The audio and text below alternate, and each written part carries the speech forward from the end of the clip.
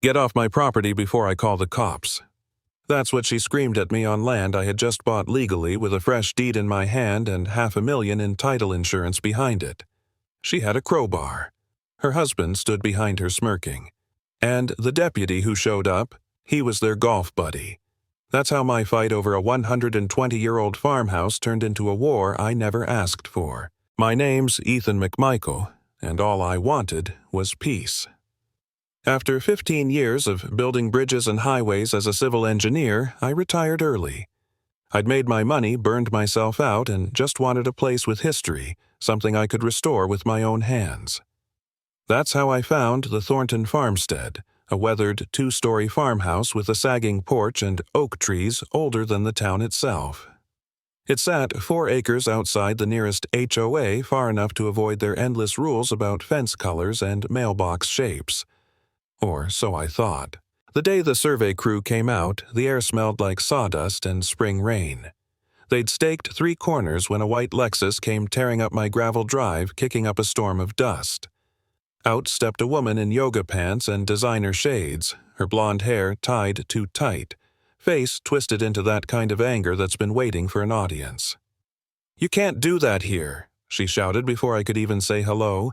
"This land belongs to the community.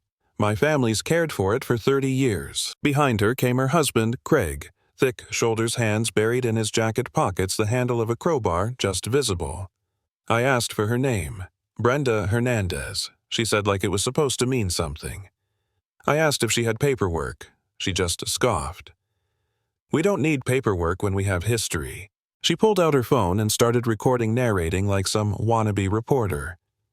"This man is trespassing on sacred community ground," she said loud enough for the microphone. I told her calmly.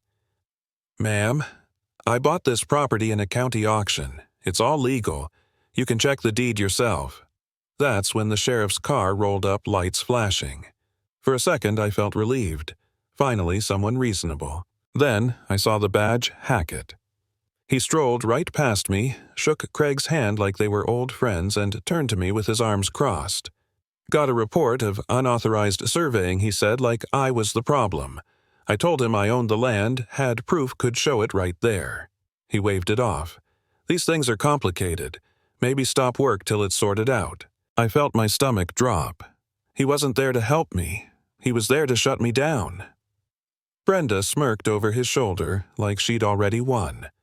Craig rested the crowbar on his shoulder and muttered, "Be smart and walk away." I told my crew to pack up for the day. Not because they were right, but because I wasn't giving them a show. As Brenda's Lexus drove off, her window rolled down and she called out, "We'll be watching you." That night, I sat alone on the porch staring at the stakes they'd let me keep in the ground. I'd done everything right. I'd traced the deed back 100 years, bought title insurance, hired professionals.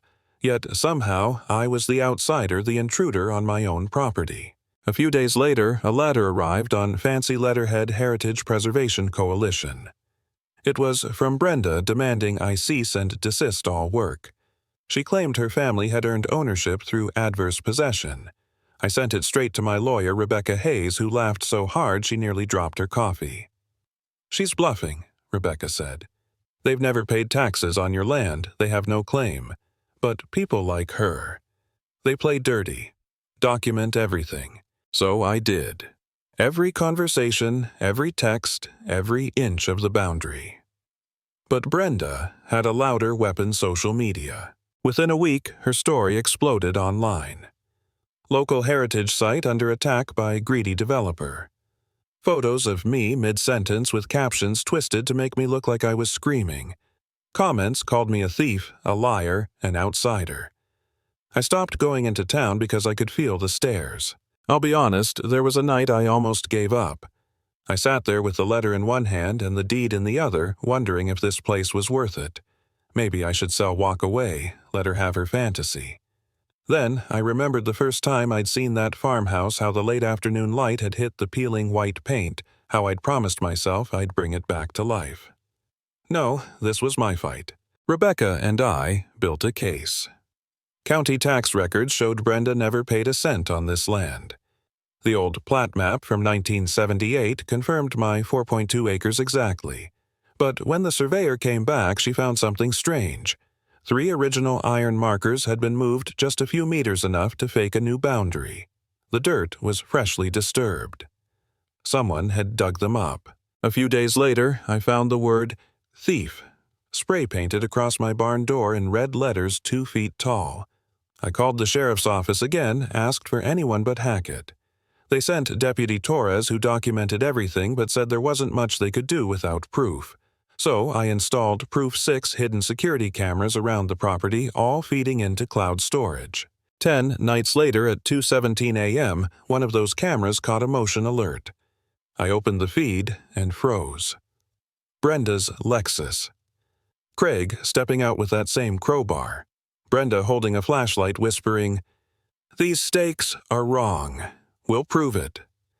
Craig pried the orange survey stakes out of the ground and threw them into the woods. 9 minutes, 40 seconds of them vandalizing my land like it was some late-night adventure. I didn't sleep. The next morning I handed the footage to Rebecca. She smiled for the first time in weeks. We've got them. We filed a quiet title action demanding the court confirm I was the sole legal owner and pressing criminal charges for tampering with survey markers. Then came the county board hearing. Brenda showed up in pearls and oppressed blazer eyes glistening like she'd rehearsed the tears. She gave this emotional speech about heritage, about protecting sacred land. People actually applauded her. Then it was my turn. I plugged in my laptop, took a breath, and hit play. The video filled the room, Brenda and Craig under the moonlight, crowbar in hand. Her voice echoing, "We'll prove it." When it ended, silence. You could hear the air conditioning hum.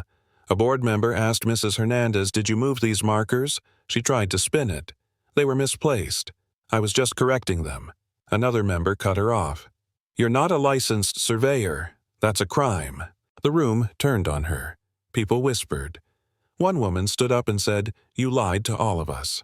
Brenda's face went pale. Craig stared at his shoes. They left before the meeting ended. 3 weeks later, the court ruling came down. The judge's words were like cold water on a burn.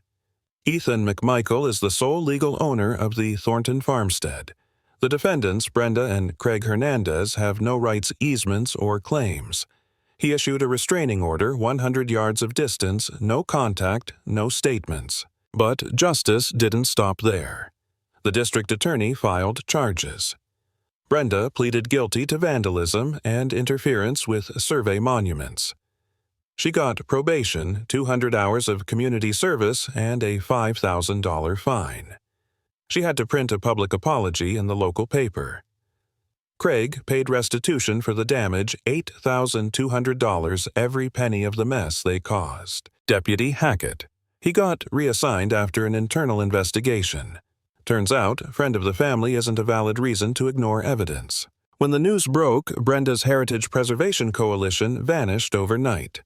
The Facebook page disappeared. People who'd donated demanded refunds. The local paper ran the headline, HOA President Convicted for Vandalism and Fraud. I never saw her again, but every once in a while I drive past the edge of her community neat lawns matching fences that fake perfection, and I can't help but think how fragile their power really is when faced with someone who won't back down. That farmhouse still stands. I fixed the barn, repainted the porch, replaced the broken boards they smashed. I didn't celebrate. I didn't need to.